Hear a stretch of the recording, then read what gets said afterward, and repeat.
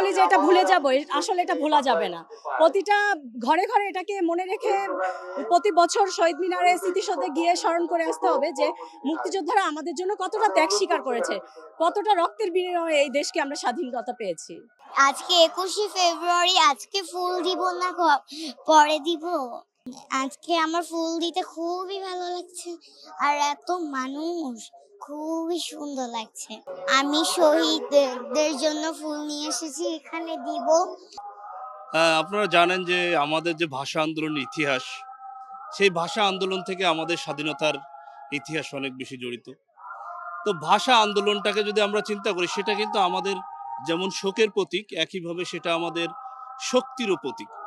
এবং আমরা যারা বর্তমান প্রজন্ম আছি, আমাদের উচিত আমাদের যারা ভবিষ্যৎ প্রজন্ম হবে তাদেরকে বাংলাদেশের যে সঠিক ইতিহাস, সেই ইতিহাসটা তুলে ধরবার। বিকাশ পেমেন্টে 10,000 টাকার বেশি অফার, শপিং চলছে তো। অনেকে প্রাণ দিয়েছে বাংলা ভাষার জন্য, তাদের জন্য কোনো দোয়া করো কিনা, বা এটা তোমরা কিভাবে স্মরণ করছো?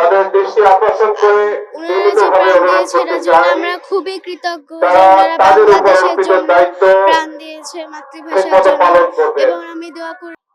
ভাষা আন্দোলনের ৭৪ বছরে দাঁড়িয়ে ২১শে ফেব্রুয়ারি আজ পরিণত হয়েছে জাতীয় ঐক্যের দিনে। শুধু বাংলাদেশ নয়, বিশ্বজুড়েই ২১ এখন ভাষার প্রতীক। ভাষার অধিকার, ভাষার বৈচিত্র্য আর সাংস্কৃতিক মর্যাদায় বিশ্বজনীন বার্তা বহন করছে আজকের এই দিন। কেন্দ্রীয় শহীদ মিনার থেকে জুবায়ের প্রধান, ঢাকা।